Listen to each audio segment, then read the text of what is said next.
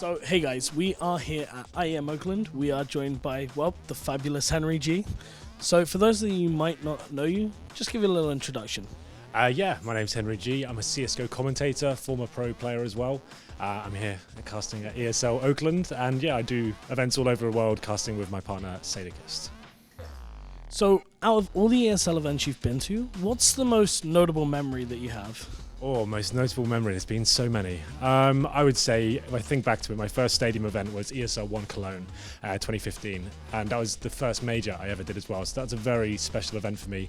Before that time, I'd only really casted like much smaller, like studio stuff and some small arenas and stuff like that. But I can't really describe the feeling of walking out to the Lanxess Arena and seeing like 20,000 people all cheering for the teams and like hearing my voice bellow through the stadium. That's something I'll probably cherish for the rest of my life. So, what is Sadicist's most embarrassing story that you've heard? Sadicist's most embarrassing story. There's so many, but most of them aren't safe for the airways. So, what we're going to talk... Okay, let's think of something that's a bit more family friendly. Okay, so Matt, as I'm sure you know, is a big petrol head. He loves his cars and stuff like that. So when we were in Germany between an event, I decided to take a flight, and he actually rented a sports car. So I flew from Cologne to Krefeld, and then he got this big Porsche sports car. He spent like €1,000 on it to have it for the week, and he was telling me how amazing it was and how much of a good driver he is. I have to go and experience it, right? So we went out for a little test drive in the evening. The roads were quiet, so he decided to kind of open up the taps a little bit and show us what the car could do. And then as we were kind of exploring the neighborhoods of Krefeld, tried to pull off some sort of handbrake maneuver, ended up doing a complete 180 in the streets, and we crashed into a load of bushes as well. So he probably won't be too happy with me telling that story, because everyone likes to think he's the greatest driver that's ever touched esports, but there you go. That's probably the safest story I can tell you about Sadicist. That's brilliant thing. I'm sure we would love to hear more of the NSFW ones, but not today. So, you recently did the whole Movember thing. You know, brilliant. We loved it. If you could have added 2 more things to it, what would it have been? First of all, let's say the other guys already did Movember. If you look what I did, like this is absolutely horrible, isn't it? It's not much of an effort. 20 days growth. Unfortunately, I can't really grow facial hair, but it was a fantastic cause, and I think all the stuff we did, although it looked like we were having a lot of fun, it was a really important message, and I feel like we delivered that at the same time. If I could have added 2 more options, I would have actually really liked to have got the tattoo done. You know, like, do you remember that was the last stretch goal for 50,000? I really would have liked to have done that. Everyone told me like you're nuts even suggesting that could happen, and I was like, but you know what? We make that sort of money, I'll get anything tattooed on my ass. That's not a problem. You know, in terms of the other stuff, like we bounced so many ideas around. We were trying to get kind of crazy stuff for the players as well, and they've all been really good sports of it. But I guess for me, I'd like to have got OJ Borg involved and maybe shave his head. He got glorious locks there. That could have been something really interesting, but I'm not really sure that would have worked too well with his career.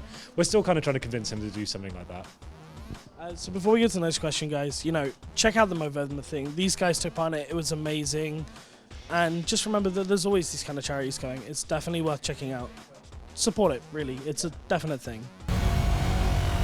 So here's a fun one for me, coming from the UK scene. If tomorrow you could pick just 5 players to build an all-star UK team, who would it be?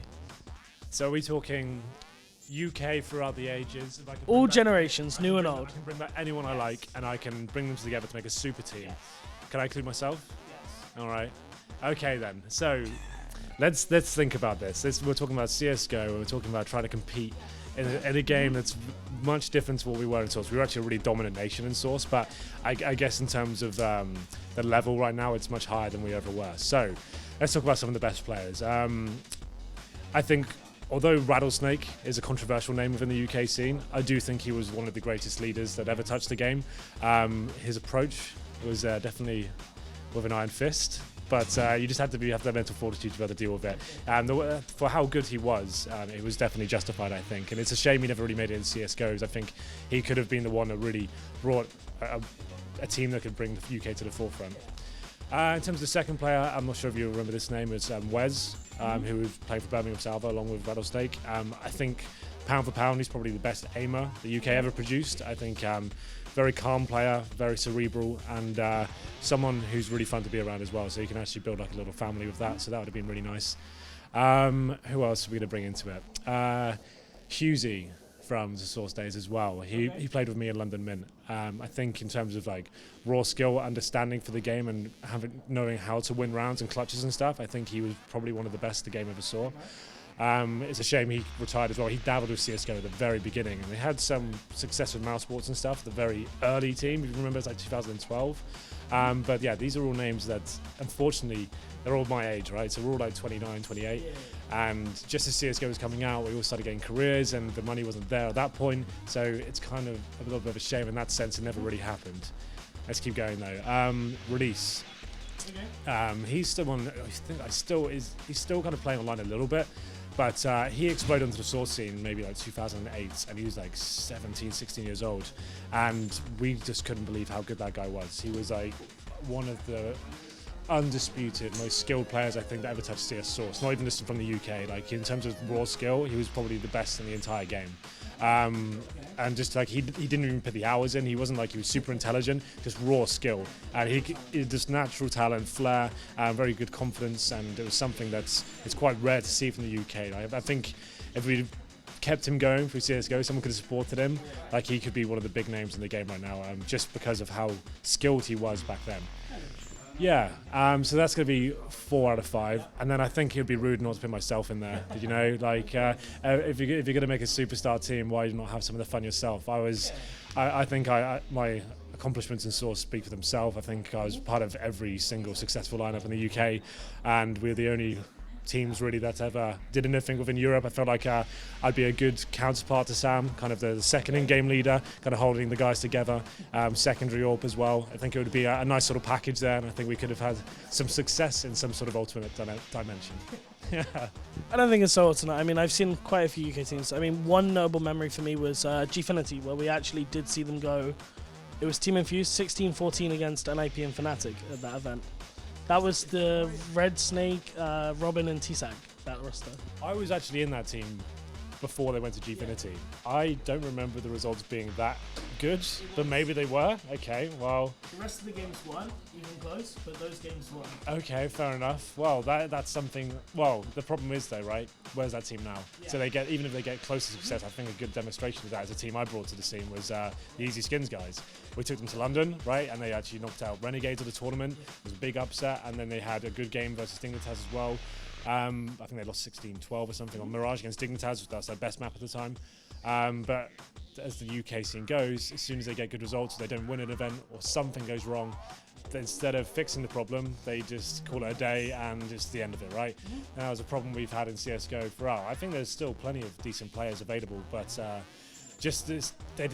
unfortunately, there's no real backing there. Like in terms of like, no one really wants to take a chance on UK team for good reason. It's not like no one wants to touch it because they know it's not gonna have longevity to it. The project's gonna dwindle out, right?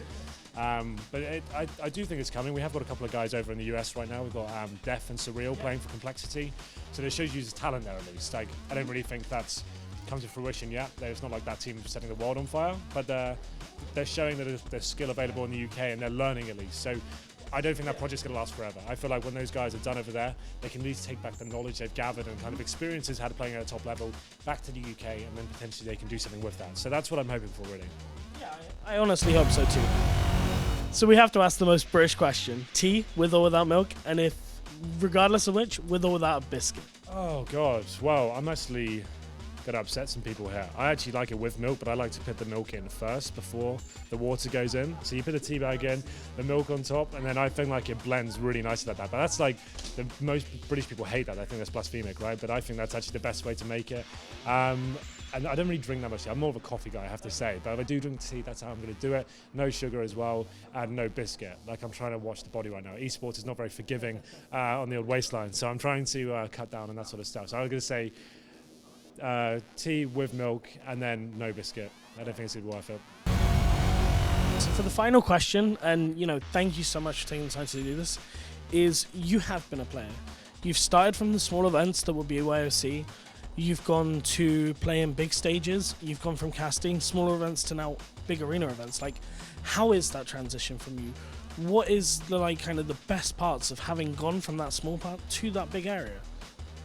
So yeah, if you go way back, right, I started this journey in 2003. That's when, just before Source was coming out, I was playing 1.6, and Yeah, Source was released, and I started going to like the smallest events you can possibly imagine. We're talking like village halls and stuff like that, and like very small like I-Series events, and like with the prize money. I think the first ever tournament I won was £250 for first place, and that was a 60-team tournament as well. If you can believe it or not, so that just goes to show you we just had passion back then. That's all. No one cared about the money; they just wanted the passion, and that's something I'm glad has still lived on. Yes, we're actually still in stadiums now, but I feel like the passion and the determination to win is still there. But in terms of that journey, right?